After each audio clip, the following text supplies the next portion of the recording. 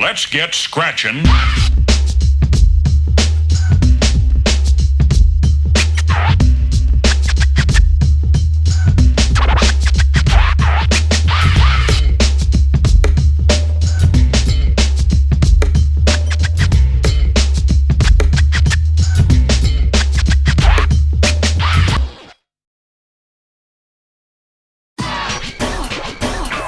Magical Destroyers is a mahou shoujo anime set in a dystopian society where otakus are fighting to create a world where you can say what you like about what you like as much as you like, after an evil corporation eliminates otaku culture. It centers around our protagonist, who's simply known as Otaku Hero, and his three magical girl companions, Anarchy, Blue, and Pink, who all adore him and are also massive otakus themselves. It can honestly be best described as something you would find on Toonami, and for those unaware, Toonami is a Saturday night anime block that runs on Adult Swim, a channel with a logo suspiciously similar to mine. Toonami has garnered a reputation for being weird, mostly due to their parent company being Adult Swim, who prides themselves on surrealism, but also because lots of the anime they've aired like Fooly Cooly and Space Dandy have become even more popular than they are in Japan, and in a way are associated with Toonami more than anything else. They were especially popular in the early 2000s, and Magical Destroyers feels like something taken straight from that era of anime.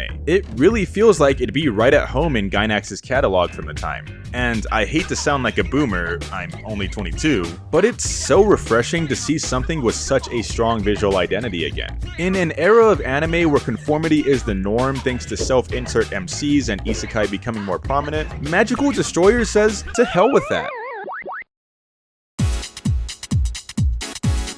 Its insanely strong presentation is thanks to the series creator Jun Inigawa, a popular Tokyo-based artist known for his unapologetic otaku aesthetic. Having grown up in San Diego, Inigawa spent a lot of time around skaters and, as a result, adopted the rebellious attitude of the culture and injected it into his own aesthetic. What Inigawa is most well known for is his unique take on magical girls, as they're usually sporting chokers, death metal apparel, and tattoos. With his abrasive approach to the typically moe aesthetic of mahou shoujo, Inigawa's style quickly became appealing to many people around the world, especially musical artists from rappers to rock bands alike. When asked about his approach to mahou shoujo, Inigawa had this to say: "You know how most people depict magical girls as these powerful and perfect ideals?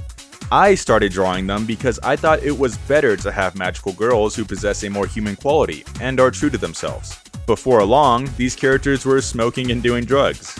Whenever I would watch anime featuring magical girls with a strong sense of doing what's right for others, I would assume weird things about them. It doesn't matter if they're cute because they do bad things in the dark.